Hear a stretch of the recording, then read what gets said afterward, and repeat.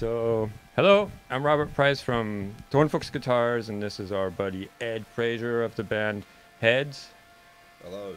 In the middle of your tour, how's it going? It's good. Yeah, it's been a good one. It's pretty tired, but it's been fun. Yeah. 7 more to go, like he just told me. Yep. We built a guitar for Ed. We dropped it in your hands like a day before tour. Yeah, I picked it up about 2 hours before we left, so it was pretty tight in the end. Yeah. When's the first time you actually played it? The next day after that. Yeah. But yeah, love it. So we were chatting last night. You said you guys are lovers. Definitely. Yeah. Yeah, she's beautiful. Cool. So, yeah, I'll see the guitar. You got it? She loves me too, you know, but I definitely love her. Yeah. So we got a Tonfuchs Bulldog.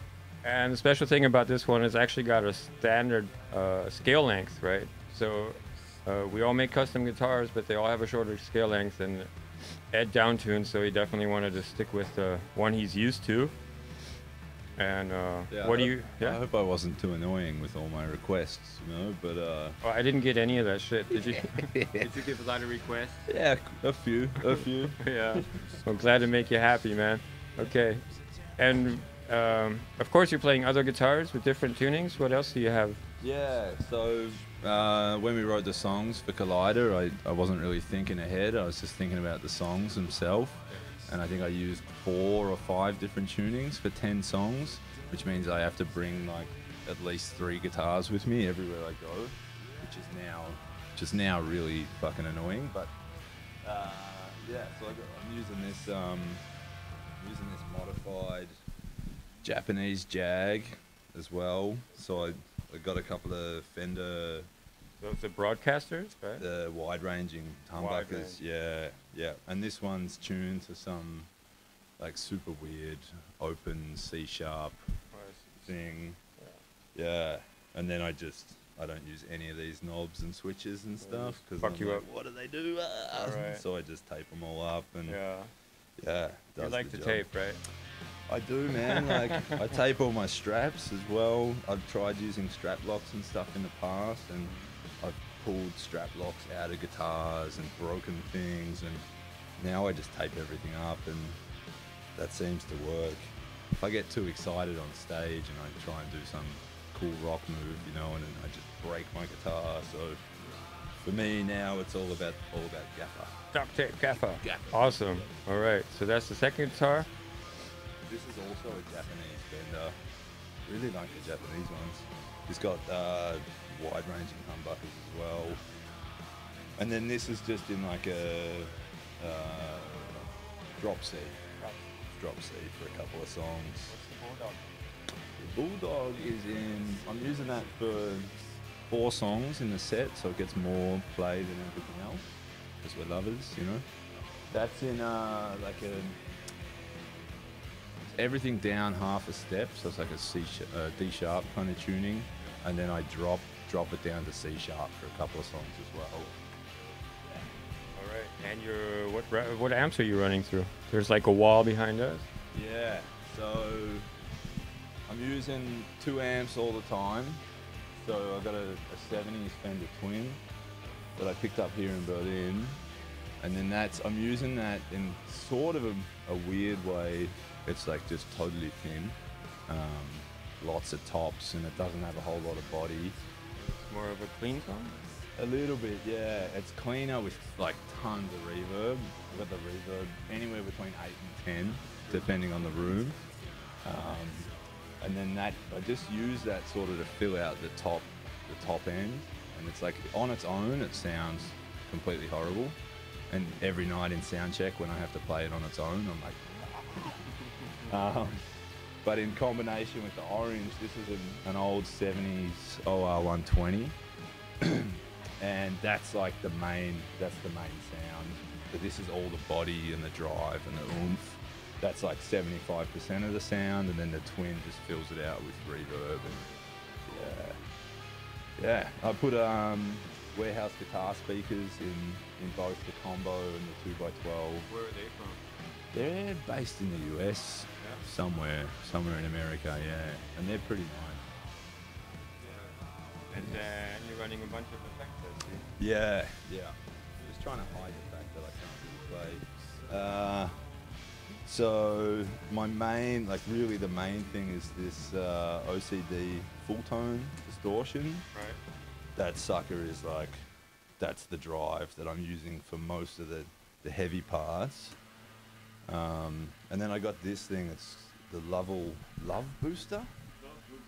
I don't really know what that is. I bought it in Melbourne like 15 years ago. It's just some small pedal that some dudes made somewhere, I think. And it's just a boost that has like a bunch of squealy tops, right, which I like for my sound. Cool. So yeah, it's been in my pedal chain ever since I bought it. Yeah. And it screws up on me pretty regularly, but I just can't let it go because it's got its own little thing. It needs love. Yeah, the love booster, man. We got to boost that love. Cool. You've got quite a delay section. Yeah. So this is the Maxon, these Japanese analog delays. I'm really in love with that pedal. I've had that for probably 15 years as well. And it's got a really long analog delay time, and then I use it in combination with the Line 6. And what I do with that is, so everything's just a single signal chain through the distortions into the Maxon until we get to the Line 6 delay, and then I split it at that point, and it goes out into the 2 amps separately. So front of the amp or effects loop? Just straight in the front of both of them, and I use a stereo delay, and then I can tap it, and I can get sort of ping-ponging between the 2 amps. Right. So it sort of broadens the sound right out, and we get this really wide delay sounds. Yeah. All right. And we've got the Dito looper.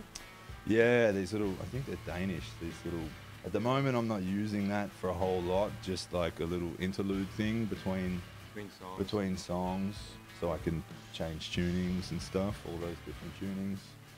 But yeah, so at the moment that's all that's being used for. And then I run the Boss Digity reverb. That goes into the orange because it's reverb free, the OR120, so I give it a little bit of reverb off the DR3 for all you nerds. Okay, and I guess the vocal pedal is for your vocals? Totally, yeah. So that's mostly just some reverbs, doubling for some heavy parts, and then a few weird effects for a couple of different songs. I should give a shout out to these guys as well, the Lila guys. Yeah, because they're super nice guys, and this splitter's really cool too. It's got ground lift and stuff, which has come in super handy, especially when we're playing in the UK and we've got problems with electricity and stuff. That saves us almost every night. We get the ground lift and try and remove some of the hum. I should also give a shout out to Rolf Pedal Boards. I'm part of the Rolf Pedal Boards family. I'm happy to be one of their artists, and shout out to Christoph. He's made me a beautiful board here. All the power's underneath the board, so I can just plug in on the side. Everything powers up straight away. Yeah. Sweet. All right. That sums up your rig, right? Yeah, that's pretty much it. All right. So Ed is new to the Tonfuchs family, and meaning you guys don't know much about Heads. Would you tell us a little bit about your band, please? Sure. So we're at Heads. Yeah, we're a band. We're based in Berlin, mostly. I'm from Melbourne in Australia. Our drummer's from Hamburg, so we've spread out a bit. And we're a sort of post-punk, noise rock, shoegazy, whatever, heavy music band. And yeah, we've got a new record this year called Collider. Check it out.